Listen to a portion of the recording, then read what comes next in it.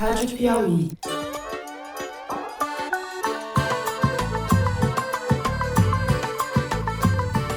Olá, sejam muito bem-vindos ao Foro de Teresina, o podcast de política da revista Piauí. Eu considero, sim, um exagero, né? Uma sobre-reação do mercado em função de uma tentativa de correção nos mercados. Eu, Fernando de Barros e Silva, da minha casa em São Paulo, tenho o prazer de conversar com os meus amigos Ana Clara Costa e Celso Rocha de Barros, no Estúdio Rastro, no Rio de Janeiro. Olá, bem-vinda, Ana. Oi, Fernando. Oi, pessoal. Eu acho que a gente precisa evoluir. Simplesmente suspender a execução orçamentária não é remédio, porque você vai criar, inclusive, um desconforto institucional. Diga lá, grande Celso. Fala aí, Fernando, estamos aí, mais uma sexta-feira. Eu não sou uma delinquente, eu só sou uma cidadã mais que quer um país distinto.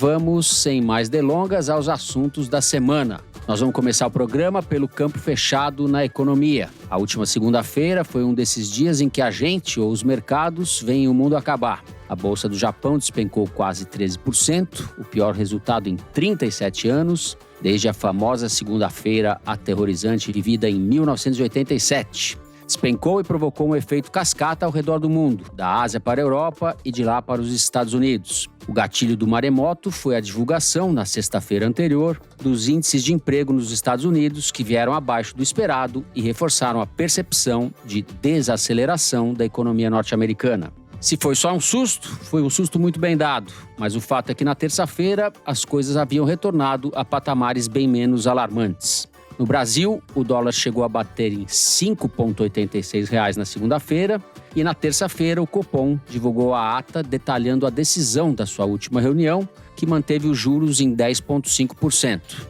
As incertezas no cenário internacional levaram o Comitê de Política Monetária do Banco Central a carregar nas tintas e dizer sem rodeios que os juros no país podem voltar a subir novamente. Mau sinal que traz de volta para o centro do palco a briga interminável entre Lula e o Banco Central. A gente vai entender melhor o que aconteceu na segunda-feira e o que ainda pode acontecer por aqui em decorrência desse cenário. No segundo bloco, a gente segue falando de dinheiro, mais especificamente da farra das emendas parlamentares, que recebeu um novo corretivo na semana passada. Desde que, no final de 2022, a ex-ministra Rosa Weber, do Supremo, decretou a ilegalidade das emendas do relator, que era o grande instrumento do chamado orçamento secreto, o Congresso buscou outras maneiras de continuar distribuindo dinheiro de forma pouco ou nada transparente entre os seus. Um desses instrumentos são as chamadas emendas de comissão, que foram turbinadas sem que se saiba quem são os autores ou padrinhos desse dinheiro. Para que se tenha uma ideia, só a Comissão de Saúde da Câmara indicou mais de 4 bilhões em emendas neste ano. Pois bem, o ministro Flávio Dino, ex-ministro da Justiça de Lula e hoje no Supremo, determinou na semana passada que essas emendas precisam ter necessariamente sua paternidade identificada, que haja transparência, que o pai da criança seja obrigado a assumir o filho, no caso gerado com o dinheiro público. Dino também decidiu pela moralização das chamadas emendas PIX, que são aquelas em que o parlamentar destina às prefeituras ou aos governos do estado, sem que haja necessidade de se especificar onde, como e por que o dinheiro será gasto. Ou seja, um deputado qualquer, podemos chamá-lo de Mutreteson, destina dinheiro público para o prefeito amigo e ele gasta onde bem entender. Flávio Dino determinou ainda que se faça uma auditoria nos dois tipos de emendas a cargo da Controladoria Geral da União. Com isso, pretende-se rastrear não apenas eventuais roubos, mas o mapa político do compadrio e do patrimonialismo no Congresso. E é claro que o Congresso viu na ofensiva de Dino a mão do Planalto, há muito incomodado com essa situação de descalabro que prosperou como nunca no governo de Jair Bolsonaro. Arthur Lira na Câmara e Davi Alcolumbre no Senado são os principais artífices desse esquema. A gente vai entender melhor em que pé está essa guerra, quais são os seus efeitos sobre o apoio ao governo no Congresso e sobre a sucessão à presidência das duas casas legislativas no começo de 2025.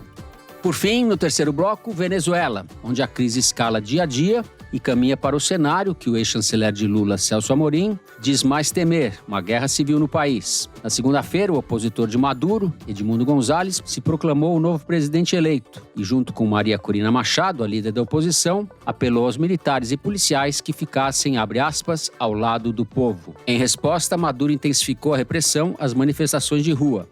As forças de repressão venezuelanas já prenderam mais de 2.200 manifestantes, que Maduro chama de terroristas. As atas das eleições, essas ainda não apareceram. Estados Unidos, Panamá, Costa Rica, Peru, Argentina e Uruguai reconheceram Gonzalez como vencedor da eleição com base numa contagem paralela de votos. O Brasil segue cauteloso, sem reconhecer a vitória de Maduro, nem a da oposição, e mantém firme a disposição de lidar com o problema venezuelano em conjunto com os governos da Colômbia e do México.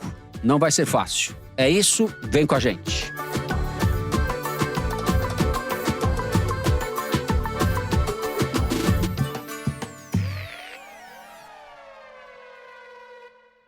Muito bem, Celso Rocha de Barros, vamos começar com você. O mundo acabou na segunda-feira, mas cá estamos. Pois é, Fernando. Bolsas internacionais tomaram uma pancada gigantesca, principalmente no Japão. Na terça-feira, boa parte dessas perdas na bolsa, perda de valor de ações, foram devolvidas, as bolsas subiram. Mas o que ficou é a pergunta, né? Se isso aí foi só um desses movimentos, esses ajustes especulativos de rico ganhando dinheiro e rico perdendo dinheiro. E se for só isso, vale a máxima de Adam Smith, ema, cada um com o seu problema. Ou se é um problema real, se é uma questão que pode ter consequências práticas para a vida do cidadão comum. Até agora foram apontados alguns motivos para o que aconteceu nas bolsas. Aparentemente havia otimismo demais com o setor de tecnologia americano. Essas empresas que estavam fazendo grandes investimentos em inteligência artificial, etc. O pessoal estava apostando muito dinheiro nisso e houve uma mudança de humor do mercado a esse respeito. Uma outra coisa que aconteceu foi que os juros no Japão subiram e o iene, a moeda do Japão, se valorizou. E isso teve um impacto meio desproporcional nos mercados internacionais por causa de um tipo de prática que é conhecido como carry trade. Se você tiver bala na agulha o suficiente para sair botando seu dinheiro para passear pelo mundo, você vai num país em que o juro é baixo, como era o Japão, o juro é baixíssimo, você pega dinheiro emprestado e você compra títulos de um país onde o juro é alto, como o Brasil. E aí você paga o seu empréstimo depois com o que você ganhar aqui no Brasil e sobe uma grana para você. Tem muita gente que faz isso ao redor do mundo e o Japão era um lugar onde o pessoal costumava tomar o dinheiro emprestado, justamente porque o juro era muito baixo. E aí o juro subindo deu um susto nessa rapaziada aí e teve uns caras desses que perderam bastante dinheiro, inclusive. O que, sendo completamente honesto, não é problema meu. Agora, o fundamental, assim, o importante mesmo nessa história toda da Bolsa são os temores com relação à economia americana. Os Estados Unidos é um pedaço completamente desproporcional da economia mundial. Então, enfim, se os Estados Unidos entrar em recessão, todo mundo fica preocupado. E o que aconteceu? Semana passada saiu o anúncio que o desemprego nos Estados Unidos subiu. Aí você vai dizer, bom, mas o desemprego volta e meia sobe e não quebra a bolsa. Em julho, inclusive, tinha subido também, né? Exato. E essa perspectiva de recessão também estava presente em julho, né? Sim, mas aí você tem que entender o que é a regra de Sam. Explica.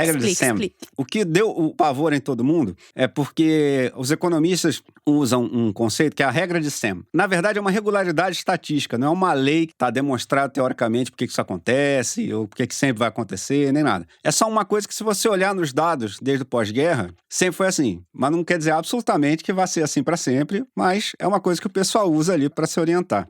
A Cláudia Sam, que foi funcionária do Fed, o Banco Central americano, e hoje é uma consultora independente, ela estabeleceu a seguinte regularidade olhando para os dados. Olha, os últimos 3 meses, a taxa de desemprego, tira a média. E você vê se isso é 0,5% mais do que a menor taxa de desemprego dos últimos 12 meses. Quase sempre que isso acontece, desde o pós-guerra, teve recessão depois. Não quer dizer que o país já está em recessão, mas quer dizer que o negócio está embicando para o lado da recessão. E por que a Cláudia Sam inventou essa regra? Descobriu essa regra, formulou essa regra? Porque ela queria um mecanismo para os atores, para o governo, poder agir antes da recessão estourar. Entendeu? Então, se você vê que vai estourar, você já começa ou a fazer auxílio emergencial, ou a injetar dinheiro na economia, ou a baixar os juros. E esse aumento de desemprego da semana passada, que o pessoal fala, né, deu o gatilho da regra de Sam.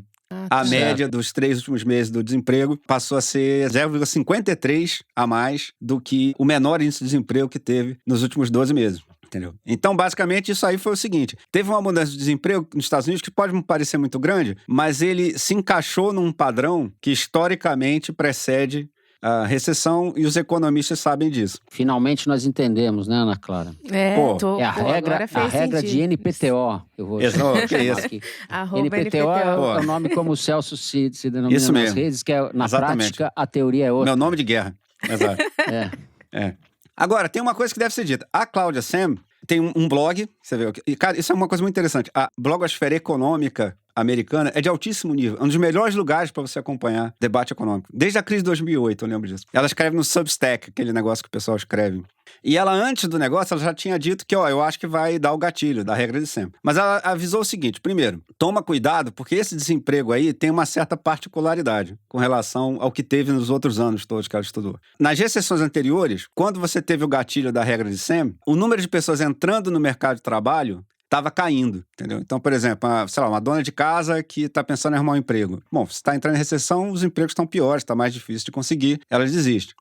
Diminui a probabilidade dela querer. Esse ano, excepcionalmente, o número de pessoas que entraram no mercado de trabalho, esse ano nos Estados Unidos, está igual ao que estava antes. E ela acha que isso é imigração. Então, parte desse desemprego, mas é difícil saber qual é a parte, é porque tem imigrante chegando, e aí dá uma aumentadazinha no desemprego, porque esse cara ainda está procurando emprego, entendeu? Ou está pulando de emprego até achar um que ele dure, enfim. E que quando isso aconteceu, o desemprego Ou seja, mais ela ou menos mesma volta está ao normal. fazendo uma ressalva. A aplicação da regra dela, exatamente. O que ela disse que é muito interessante, ela diz assim, a regra de Sam, no contexto atual, está dando a mensagem correta, mas só que a repercussão está sendo no volume alto demais. Não é para entrar em pânico, não é para nada disso. Agora, ela diz, então assim, não está em recessão, pode evitar a recessão, só tem uma coisa, agora o Fed tem que baixar os juros, porque a economia ainda não está um desastre, mas começou a dar aquela patinada. Aí, chega o ponto que é relevante principalmente para o dia a dia aqui dos brasileiros. A gente já falou aqui em vários programas que o Fernando Haddad, a todo dia antes de dormir, acende uma vela para cair os juros nos Estados Unidos. Isso seria bom para a economia brasileira. Então, a queda dos juros americanos em si é bom para o Brasil.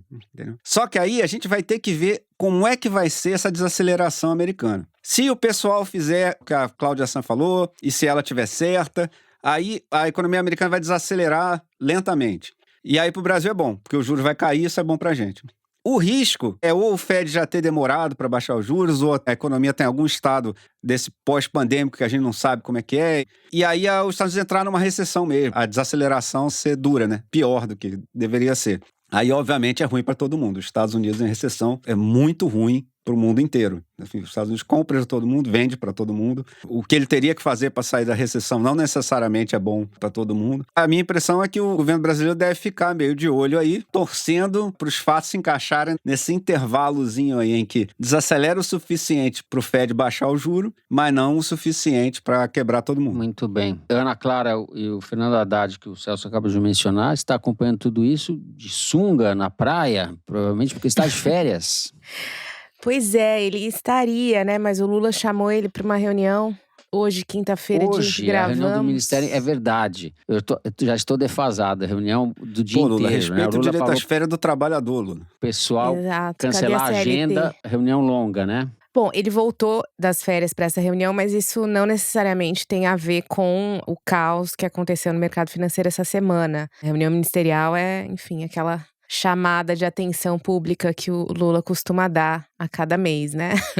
Agora, quando aconteceu tudo aquilo na segunda-feira, e o Fernando bem comentou, né, que o dólar foi para 5,86, a bolsa despencou, etc. O secretário executivo do Ministério da Fazenda, Dário Durigan, que estava como ministro interino, teve que vir imediatamente a público dizer que a equipe econômica tinha um total compromisso com a manutenção do arcabouço fiscal até 2026, que ia manter isso custe o que custar e etc. Porque embora o problema lá fora seja a bolsa, seja o índice de desemprego, aqui continua sendo a mesma cantilena de sempre, que é a política fiscal. Então veio todo mundo a público para dizer que, olha, tá tudo certo por aqui. É sempre normal, quando tem esses movimentos inesperados nas bolsas, que o Brasil seja penalizado imediatamente, porque o Brasil é um mercado muito líquido, tanto em moeda quanto em bolsa. Então, se você precisa se proteger e realizar qualquer coisa, se realiza no Brasil, imediatamente. Então, a gente sempre sofre mais. Mais uma coisa que a gente sempre sofre mais.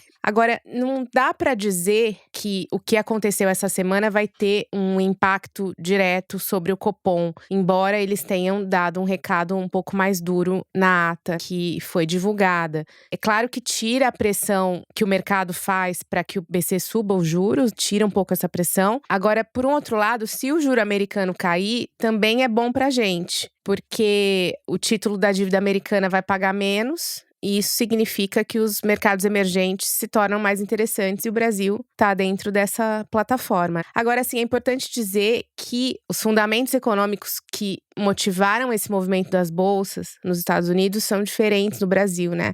O Celso falou do aumento do desemprego, da perspectiva de recessão. Não são fundamentos que se replicam no nosso caso. A gente está operando em pleno emprego hoje em dia. Os dados vêm vindo melhores a cada mês. Essa não é a nossa questão aqui. A nossa questão continua sendo fiscal, por isso que quando aconteceu tudo isso, o que a equipe econômica faz é vir dizer que o fiscal é prioridade deles. Então eu acho que é bom a gente separar as coisas. Agora, uma coisa que eu notei lendo reportagem sobre o que aconteceu é o seguinte, essas ações de empresas de tecnologia, das big techs e tal, empresas de inteligência artificial que despencaram nesse movimento, uma das justificativas que os analistas deram para isso foi que o mercado percebeu que ainda essas empresas não sabem bem como ganhar dinheiro com a inteligência artificial, que isso ainda não está resolvido. Eles têm um monte de chat GPT da vida ali para fazer várias coisas, fazer título para jornalista, resumo para acadêmico, né? Mas grana... Apresentação para podcast, apresentador que está desesperado. Roteiro para apresentador. Roteiro para apresentador.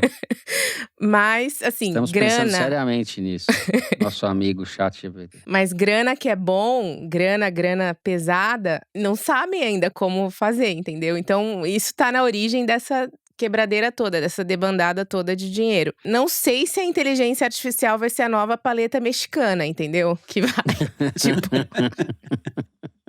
Mas tá me parecendo que a gente tá chegando numa certa... Eu ia pedir pra você explicar a piada, mas não precisa. Essas, quem não entendeu, não entendeu. Mas fica claro que a gente tá entrando falando conceitualmente, num ponto de maior sensatez em relação à inteligência artificial, né? Porque foi aquela coisa, tipo, vão tomar os empregos de todo mundo e o mundo vai acabar, seremos governados por robôs e tal. Sabe? Calma lá, até o mercado já percebeu que isso aí tá um pouco além da conta, né? Então eu acho que, no fim e ao cabo, não foi tão ruim. Embora alguns bilionários podem ter perdido um pouco de dinheiro na segunda-feira, acho que a mensagem que passa não é tão ruim assim. E um ponto que eu achei interessante é que o Elon Musk, que a Tesla não é uma empresa focada em inteligência artificial, é uma empresa automobilística, embora também seja uma empresa de tecnologia, e ela viu as ações dela despencarem 12%, que nem a bolsa japonesa, na segunda-feira, depois recuperou, ela foi muito penalizada, está sendo muito penalizada na bolsa de uma forma geral. Esse ano, as ações da Tesla caíram mais de 20%. E o Twitter, que o Elon Musk comprou e que ele fechou o capital na bolsa, não dá mais para saber a oscilação das ações, mas você tem fundos que continuaram investidos no Twitter. Então, às vezes, esses fundos divulgam algumas informações de mercado. E um desses fundos, chamado de Fidelidade, reportou em março que as ações do Twitter que ele tinham caído 73%. Mas eu sei a explicação para isso. O Celso está interagindo menos no Twitter agora. Exatamente. Faz sentido. Mas eu achei interessante, gente, essa situação das empresas do Elon Musk. Elas se relacionam de alguma forma com o que ele tem feito na opinião pública. Então, eu achei interessante esse movimento. Eu acho que as coisas podem estar conectadas aí. Muito bem. Aposto que o ChatGPT acertaria esse Kinder Ovo todo aí. Acertaria, que humilhação.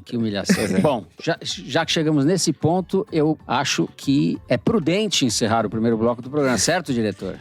Nós vamos encerrar o primeiro bloco do programa por aqui, à espera do novo fim do mundo. Fazemos um rápido intervalo enquanto ele não vem e na volta vamos falar de emendas parlamentares. Já voltamos.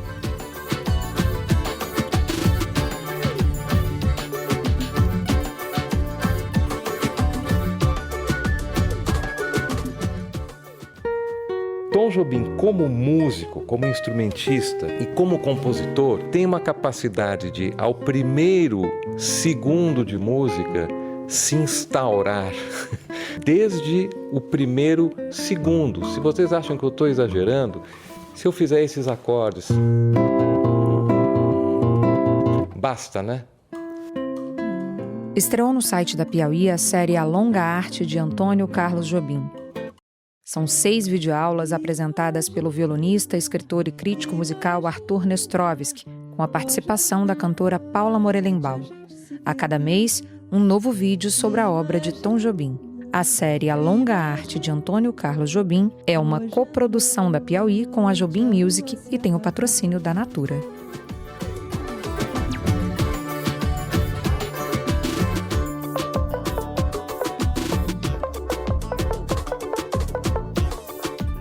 Muito bem, estamos de volta. Ana Clara Costa, é com você agora. Este candente assunto, esse assunto sexy, que são as emendas de comissão. Estou fazendo uma brincadeira aqui, mas o assunto é sério. Flávio Dino deu um corretivo aí e o Congresso certamente vai reagir. O que a gente apurou? Bom, como você bem falou no início, as emendas de relator foram proibidas, mas o nosso parlamento, que é sempre muito inventivo, sempre encontra formas de distribuir dinheiro sem fiscalização. No caso das comissões, as comissões são grupos de parlamentares dedicados a discutir um assunto e geralmente esse assunto está ligado a um ministério. Então, Comissão de Constituição e Justiça está ligado a assuntos do Ministério da Justiça, Comissão de Educação, Comissão de Assuntos Econômicos. Então, essas comissões, embora elas estejam no parlamento, elas têm uma relação com o executivo. E aí, olhem a situação. O senador Marcelo Castro, do MDB do Piauí, ele foi o relator do orçamento em 2023. E ele presidia a Comissão de Desenvolvimento Regional e Turismo do Senado. E aí, o que ele fez? Destinou 7,6 bilhões de reais para a comissão que ele presidia.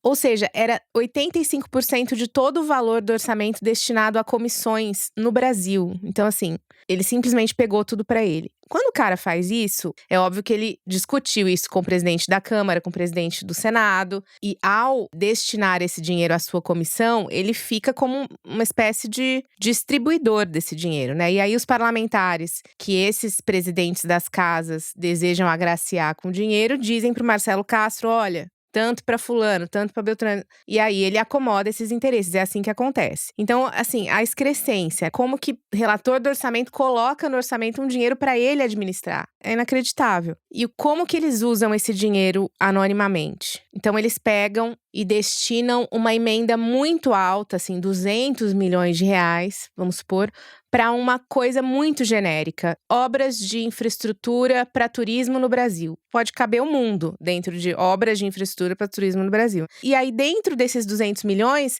você pode distribuir 10 milhões para o fulano no Piauí, 20 milhões para o fulano em São Paulo, 30 para o fulano no Maranhão. E você nunca vai saber quem são os fulanos. Você só vai saber que esses 200 milhões foram destinados pelo presidente da comissão.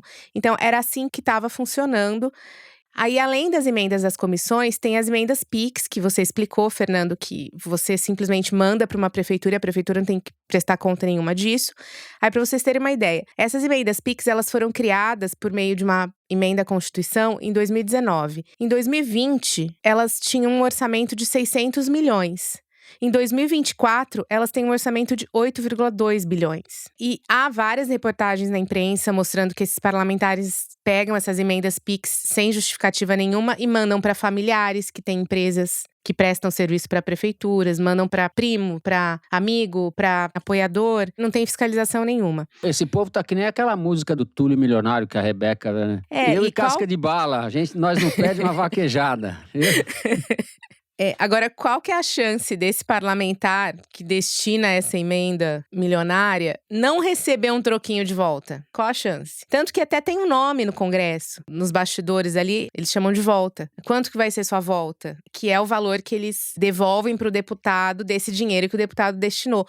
No Congresso, vai ficar para um outro episódio do Foro, porque o assunto é longo, mas o Congresso tem uma figura chamada corretor de emendas. Sensacional. Que é o cara que fica lá no Congresso prospectando negociando emendas. Então, assim, ele tem, vamos supor, contato com 20 prefeitos do Maranhão que estão dispostos a fazer a sacanagem. São corretores, né? Então, eles arrumam um deputado no Congresso e dizem, eu tenho prefeito tal que está disposto a isso. Isso rola. O que é o empreendedorismo, né? O brasileiro é inventivo. Bom, em 2023 começa um crescimento imenso desses valores, sobretudo das emendas de comissão, e elas atingem o patamar do que eram as emendas de relator na época do orçamento secreto.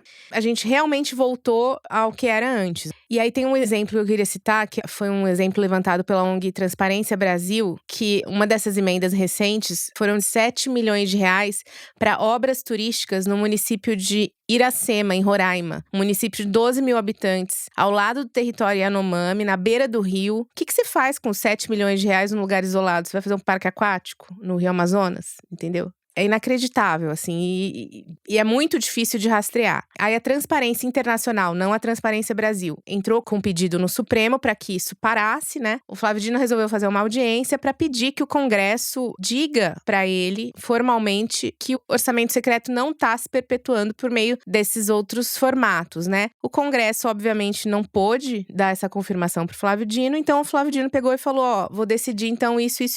Então, aquilo que você falou, Fernando, que agora esse dinheiro precisa ter o destino dele revelado, os projetos nos quais ele está sendo investido precisam ser revelados, precisam ser acompanhados, e aí esse dinheiro deixa de ser interessante. O interessante dele é justamente a falta de fiscalização. Mas isso que está sendo pedido ou exigido agora pelo Flávio Dino é o básico, né? Em qualquer país sério, você está usando dinheiro público, você sabe qual é a destinação, por quê, como. É o básico. Isso seria o básico no funcionamento de uma república. A gente tem essa paroquialização do dinheiro pelo Congresso e para uso pessoal ou de apaniguados ou para fazer política da pior espécie, enfim. O ouvinte do Foro sabe, mas isso se consolidou e prosperou e se consolidou por causa do Bolsonaro. Foi no governo Bolsonaro e daí esse espaço foi conquistado, você não consegue desarmar essa bomba mais. Você não põe o gênio de volta na lâmpada, né? É impossível. Agora, a questão é complicada porque o Dino, ele pede que as prefeituras registrem como que esse dinheiro vai ser gasto. Só que a maioria das prefeituras não tem mecanismos de acompanhamento de gasto adequados. Não tem nem mecanismo para acompanhar gasto orçamentário, que dirá gasto de emenda. E aí os tribunais de contas estaduais são, a maior parte deles, totalmente aparelhados politicamente. Ou seja, são pessoas ali que não estão interessadas em fiscalizar de fato. A gente não pode esquecer o exemplo do nosso querido amigo Brazão, que era do Tribunal de Contas do Rio. Que contas vocês acham que o Brazão estava querendo fiscalizar no Tribunal de Contas do Rio? E, além de tudo, você tem a questão da imprensa. O jornalismo nas pequenas cidades não existe mais, praticamente, para fiscalizar a obra. Não acontece. Então, assim, você tem um… Apesar da decisão… Dizem que não existe mais nas grandes cidades também. Mas… Mas existe ChatGPT. Então, assim, mesmo com a decisão do Dino, você tem uma sistemática ali que eu não sei até que ponto ela vai conseguir funcionar para cumprir essa decisão do Supremo. Assim, não sei se algum mecanismo vai ser criado, né? Vocês devem se lembrar a matéria que o Breno Pires, que inclusive foi o repórter que deu o furo do orçamento secreto no Estadão, hoje ele está na Piauí, ele fez uma reportagem sobre como o orçamento secreto era usado por meio de dinheiro do SUS em cidades pequenas, assim, a cidade que tinha 10 mil habitantes tinha a mesma quantidade de exame HIV que São Paulo, entendeu? Ela pagava por esse exame HIV o mesmo que São Paulo, ou seja, o dinheiro todo era desviado. A decisão já é um começo, mas assim, colocar em prática ainda é uma coisa que a gente vai ver se vai ser possível. Celso, põe a sua colher nessa cumbuca. Vamos mexer nessa cumbuca.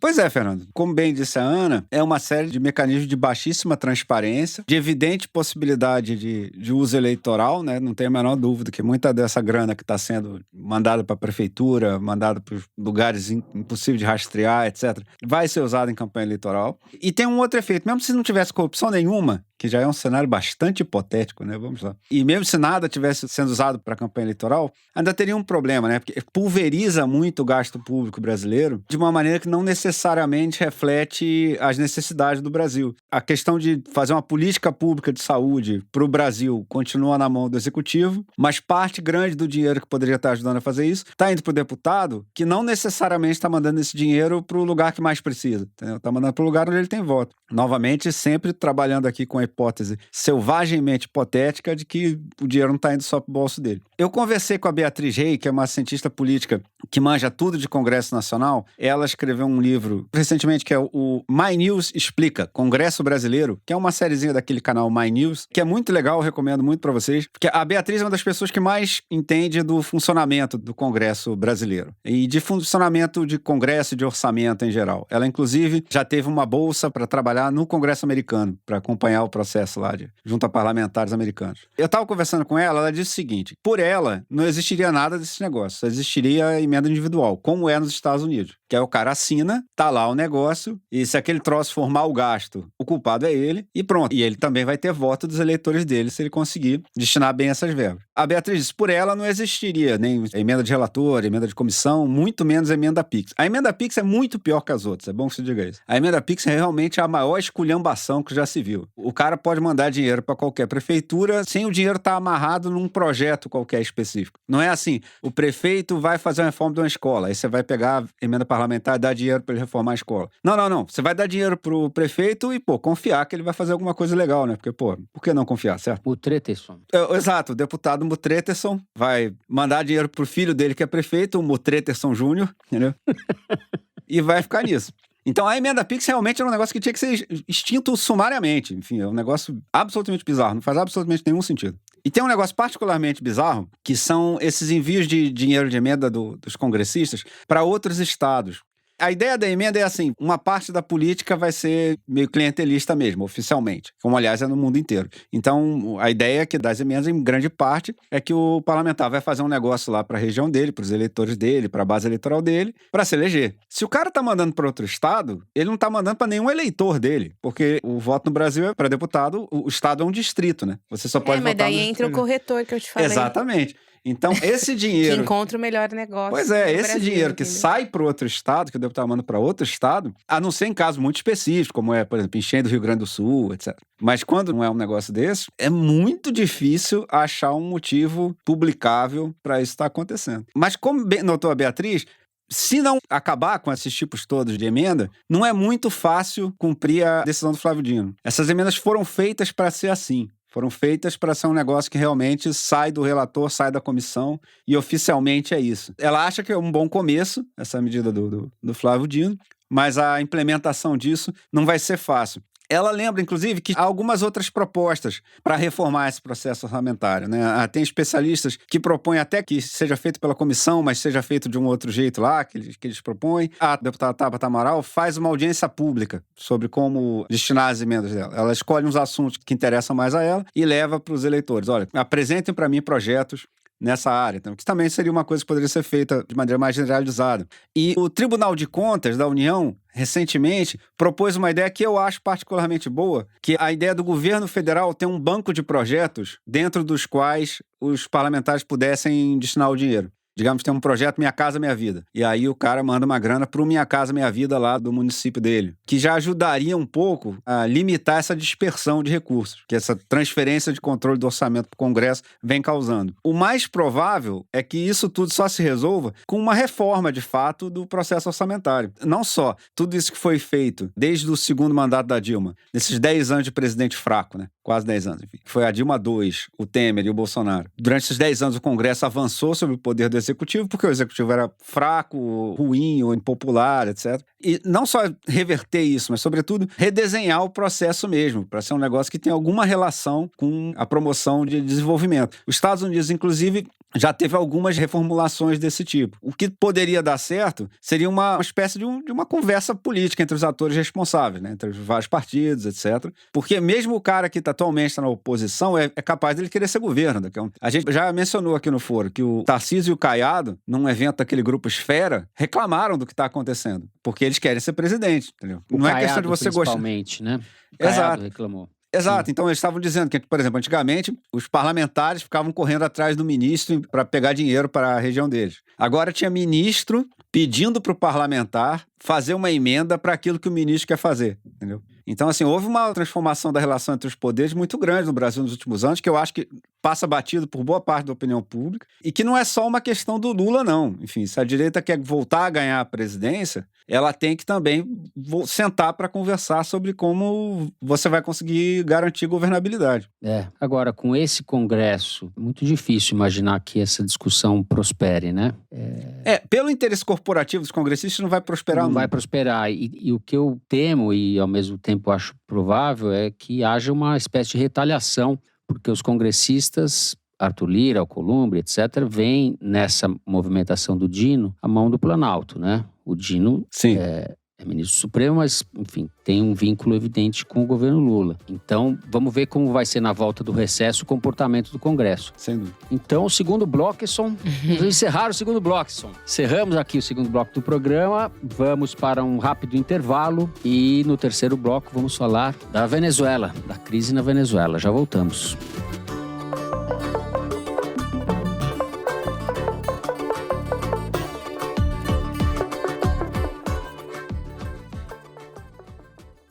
Oi, eu sou a Flora Thomson-Devaux e eu tô aqui para te convidar a ouvir o Rádio Novela Apresenta dessa semana. Dessa vez, uma das nossas histórias vem direto do Cabeção. Algumas semanas atrás, o Fernando indicou o livro 3 Camadas de Noite, da Vanessa Bárbara. No episódio dessa semana do Apresenta, a Vanessa narra em primeira pessoa como a contação de histórias ajudou ela a sobreviver aos desafios da maternidade pandêmica, com direito a russos preguiçosos, Kafka, Clarice, sorvete e galinhas. E no outro ato do episódio, eu conto a história da Mel Rosário, que há quase uma década está montando um protesto silencioso numa calçada nas noites de Vitória. Depois de ouvir o foro, procura a gente no seu aplicativo de áudio favorito ou no YouTube.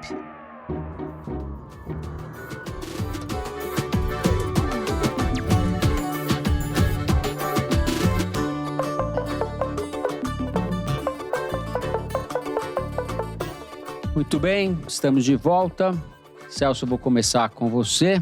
Venezuela, estamos diante daquela máxima do Paulo Mendes Campos, né? Antigamente as coisas eram piores, só que depois foram piorando.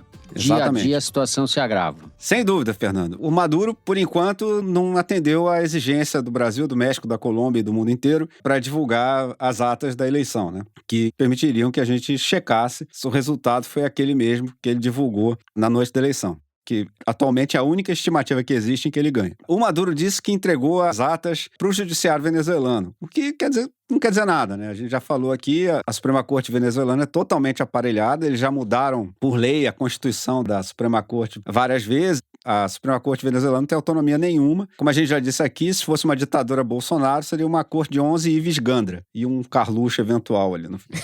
Enquanto não tem esses dados, enquanto ele não mostra pra gente, se é que um dia ele vai mostrar, os especialistas foram trabalhar. Então começou a aparecer estudos com base nos dados divulgados pela oposição, que montou um site lá em que eles botam as cópias que eles têm das atas, porque na sessão eleitoral cada partido ganhava uma. Os especialistas do mundo inteiro começaram a fazer estudos baseados em técnicas que já foram testadas em outros lugares para tentar estimar a probabilidade da oposição estar tentando roubar com aquelas atas. Enfim, essas atas que estão aqui, esse resultado aqui, qual a probabilidade disso aqui ser falso? Porque o Maduro diz que as atas divulgadas pela oposição são falsas. E os estudos até agora atribuem uma probabilidade baixíssima das atas divulgadas pela oposição estarem erradas. O que é interessante é que talvez o estudo mais relevante no momento teve participação decisiva de um pesquisador brasileiro, o Dawson Figueiredo, do Departamento de Ciência Política da Universidade Federal de Pernambuco, que tem, aliás, um ótimo departamento de ciência política. O Dawson, ele foi procurado por uma ONG venezuelana que estava montando um projeto, antes da votação, um projeto para acompanhar a eleição e fazer os testes que os cientistas políticos e estatísticos costumam fazer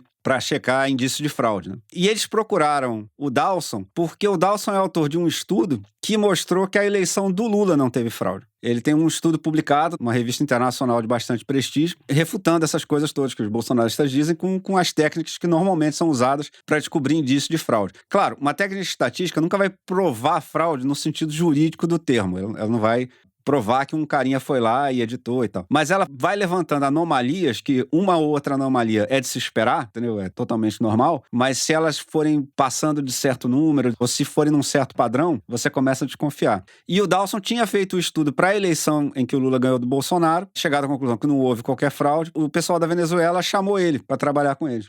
E eles desenharam o estudo antes da eleição, já prevendo que urnas eles iam olhar, baseado no histórico das eleições anteriores. A mesma proporção das eleições anteriores, de sessões em que o Chaves ia muito bem, o Maduro ia muito bem, sessões em que a oposição ia muito bem, para ser um negócio mais ou menos representativo da população venezuelana. O plano A era que quando Maduro divulgasse as atas, eles iam pegar esses dados e iam fazer os testes de sempre, que o Dawson tinha feito aqui pro Brasil. Mas o Maduro não divulgou as atas. Então, eles pegaram, nessas atas que a oposição divulgou, fez uma amostra disso aí, aquela que eles já tinham feito, estavam previstos de fazer com os dados oficiais, e saiu uma probabilidade também desprezível dos dados divulgados pela oposição estarem fraudados, e os dados indicam uma vitória bastante clara da oposição, inclusive em muitas áreas chavistas, tradicionalmente chavistas. O trabalho teve bastante repercussão. O pessoal da Venezuela, eles não divulgam o nome porque os caras estão com medo, o que cá entre nós não é um grande sinal sobre a saúde da democracia venezuelana. O Dawson começou a falar com a imprensa internacional, o New York Times refez as contas e deu a mesma coisa, vários outros centros foram refazendo, e aí à medida que o trabalho foi sendo replicado por outros pesquisadores, e isso assim, dos melhores centros internacionais sobre isso, eles mandaram também para um pesquisador americano chamado Walter Mebane. E esse cara, eu já vejo um pessoal de esquerda dizendo, pô, o cara é americano, o cara deve estar interessado. Foi ele que refutou a argumentação da OEA de que a eleição do Evo Morales tinha sido fraudada. Não sei se vocês lembram da eleição do Evo. No final da operação, a Organização dos Estados Americanos causou uma catástrofe porque eles disseram que tinha indícios de fraude e não tinha, não sabia o que estava falando. E pesquisadores americanos de universidades americanas pegaram os dados, rodaram e falaram, não tem indício de fraude.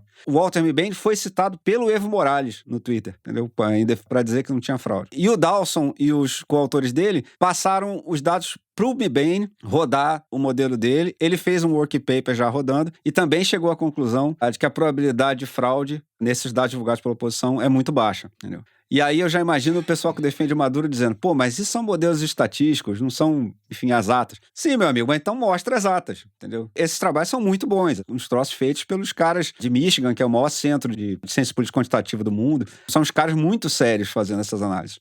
Atualmente, nesse momento, para você acreditar que o Maduro não roubou essa eleição, você tem que estar realmente muito mergulhado na sua bolha. Tem que estar muito impermeável aos fatos mesmo, para continuar dizendo isso. Enquanto a gente continua nessa, a grande questão é se vai ter o telefonema do Maduro com o Lula. O Maduro queria falar só com o Lula faz questão de que seja também com a diplomacia do México e da Colômbia, que está tratando essa questão junto com o Brasil o tempo todo. Isso está ficando uma situação difícil se o Brasil depois quiser legitimar o Maduro, entendeu? Porque eu acho muito improvável que a Colômbia faça isso, por exemplo. Na quinta-feira à noite, depois que a gente já tinha gravado o foro, o Brasil, a Colômbia e o México divulgaram uma nota reiterando o apelo pela publicação das atas na Venezuela. Pedi ainda que as atas fossem divulgadas pelo Conselho Nacional Eleitoral e não pela Suprema Corte, como Maduro deseja. Embora ainda não haja nenhuma crítica ao regime, esse texto representou uma leve subida de tom em relação à atuação que os três países vinham tendo desde que houve o pleito no dia 28 de julho. E o Lula, é bom lembrar, estava no Chile esses dias. Estava se encontrando com o Boric, presidente do Chile, que é o presidente de esquerda que na hora falou que a eleição é suspeita. A Venezuela, inclusive, expulsou diplomata, deixou de ter relações diplomáticas com o Chile. Então, enfim, está tendo uma costura grande continental, tanto do ponto de vista da diplomacia entre países, quanto entre os vários partidos de esquerda, né? E eu tenho a impressão que esse processo já foi longe demais para se o Lula quiser chegar agora e dizer, quer dizer, dane-se, vou reconhecer o Maduro e pronto, vai ser um vexame. Também tenho essa impressão e o sinal de que o governo insiste em agir em conjunto com esses outros dois países, México e Colômbia, é muito positivo. Ana Clara, você tem mais apurações sobre as movimentações do governo brasileiro e da diplomacia. Antes de passar para esse tema, eu queria só fazer um complemento ao que o Celso falou sobre a questão das urnas venezuelanas. Elas são relativamente parecidas com as nossas, urnas eletrônicas e tal. Uma reportagem da Folha de São Paulo, checagem aponta indícios de veracidade nas atas eleitorais da oposição na Venezuela. para vocês poderem procurar. Eles mostram que cada boletim que foi recuperado pela oposição tem um QR Code. E esse QR Code, quando você acessa ele gera uma sequência numérica equivalente à votação daquela urna. Então, se você sabe qual que é a fórmula, quando você analisa a sequência numérica de cada QR Code, de cada boletim, você consegue checar quantos foram os votos e quais foram os resultados daquelas urnas. Essa reportagem da Folha mostra que uma ONG colombiana fez isso. A oposição colocou 24 mil boletins numa plataforma online, mas só 21 mil são verificáveis. Os outros estão rasurados ou não dá para ver direito e tal. 21 mil eles conseguiram acessar. E aí eles fizeram uma amostragem desses 21 mil boletins, acessando esses QR Codes e confirmando que esse código numérico do QR Code era de fato o que se dizia que estava dentro daquela urna. Falando um pouco da diplomacia brasileira, bom, depois da fala do Lula da semana passada, falando em normalidade nas eleições, houve um certo recuo da presidência da República em relação a esse assunto. Embora o Brasil continue sem condenar a repressão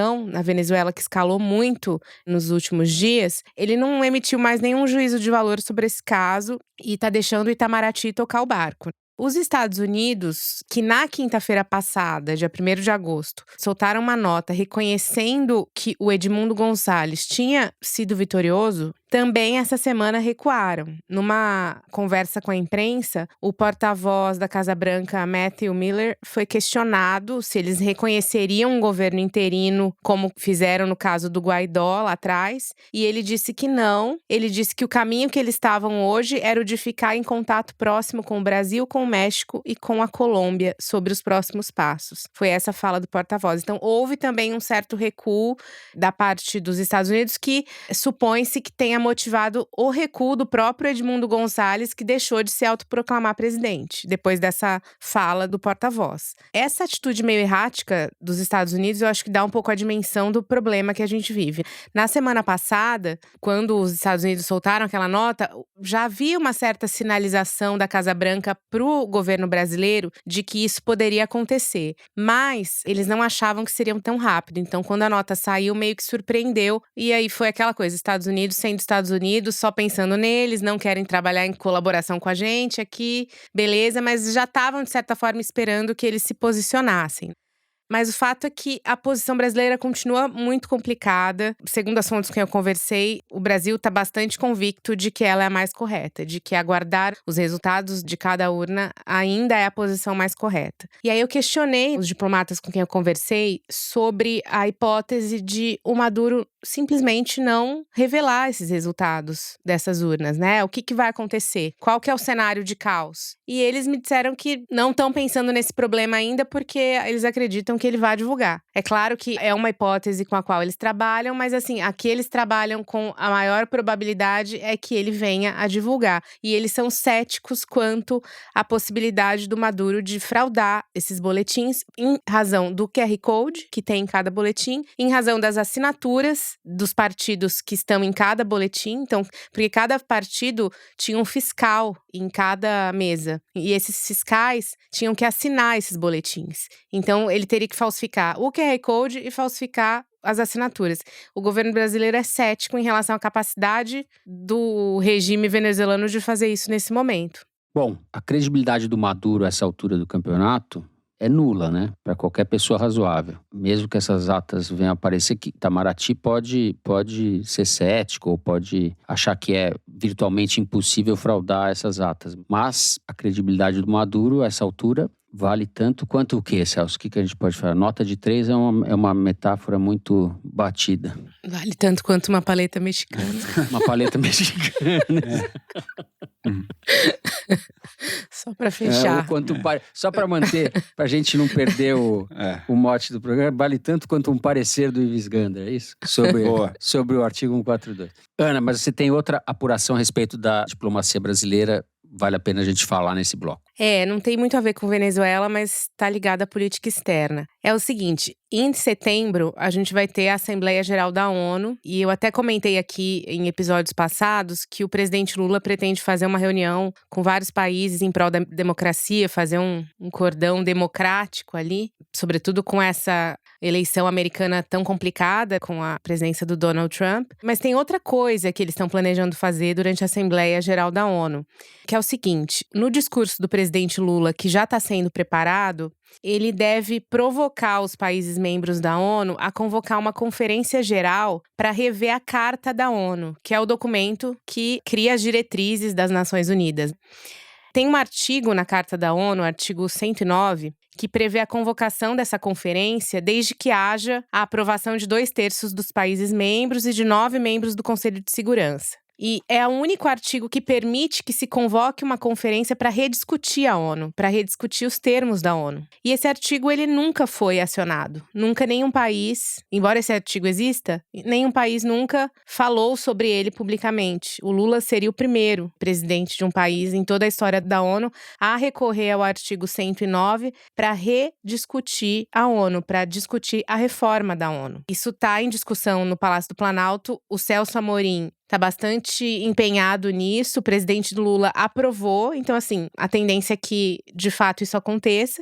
A gente não sabe se acionar esse artigo resultaria na aprovação dessa conferência, porque você precisa, além de acionar o artigo, que pelo menos 2/3 dos países concordem, né? A gente não sabe, mas só o fato do Lula falar sobre isso é uma atitude relativamente audaciosa, num momento da geopolítica relativamente complicado, com as questões que estão acontecendo nos Estados Unidos, com a Venezuela, com toda a questão no Oriente Médio, é um movimento ousado. Há muito tempo que o Itamaraty, sobretudo nos governos do PT, defende a reforma da ONU, né, em particular do Conselho de Segurança, mas isso nunca foi levado adiante. Então essa é uma forma talvez um pouco diferente de abordar esse assunto do que o Brasil já abordou no passado. É uma coisa que a gente vai falar disso mais pra frente aí no próximo mês bastante. Muito bem, informação exclusiva de Ana Clara. A gente vai terminar assim, então, em grande estilo, o terceiro bloco do programa. Vamos ter que voltar a falar também de Venezuela, muito provavelmente. O que se vislumbra no horizonte não é bom. A gente encerra o terceiro bloco do programa e vamos direto, então, para o Kinder Ovo, é isso? Direto e reto para o Kinder Ovo. Abre as atas aí, Mari Faria.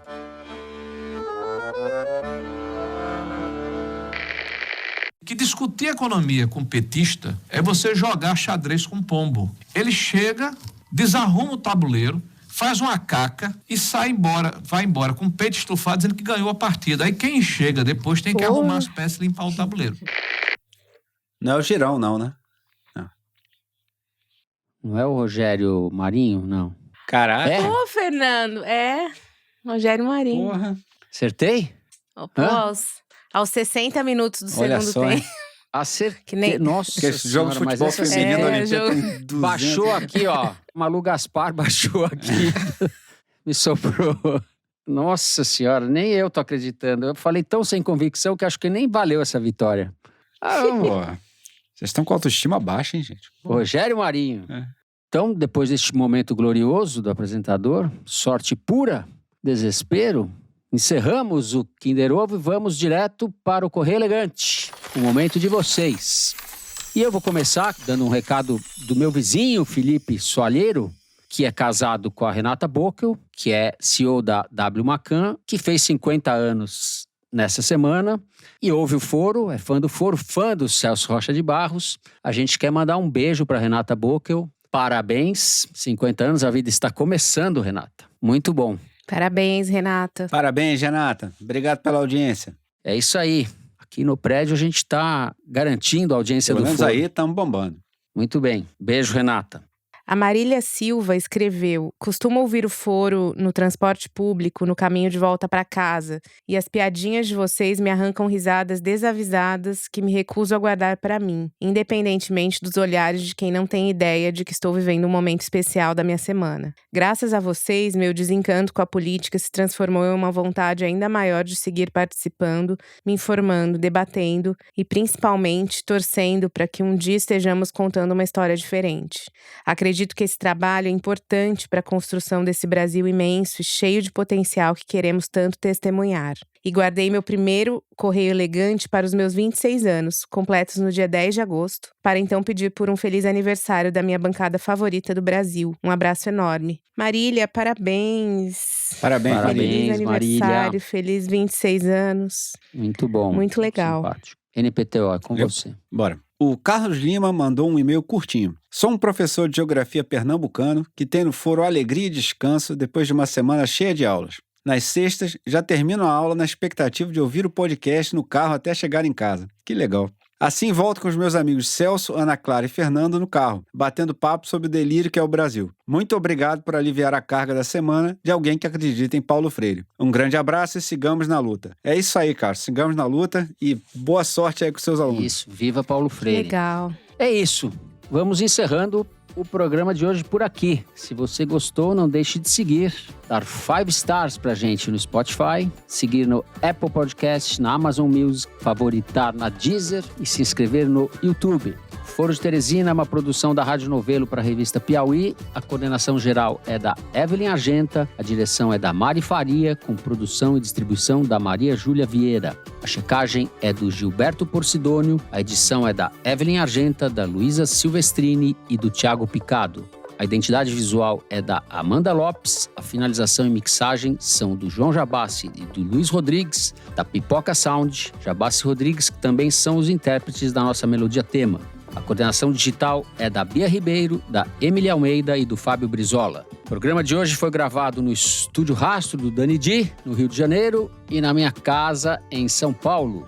Eu me despeço, então, dos meus amigos Celso Rocha de Barros. Tchau, Celso. Tchau, Fernando. Até semana que vem. Ana Clara Costa. Tchau, Ana. Tchau, Fernando. Até mais. É isso, gente. E para quem vai ao Encontros Piauí, no sábado agora, dia 10, em São Paulo, a gente se vê lá.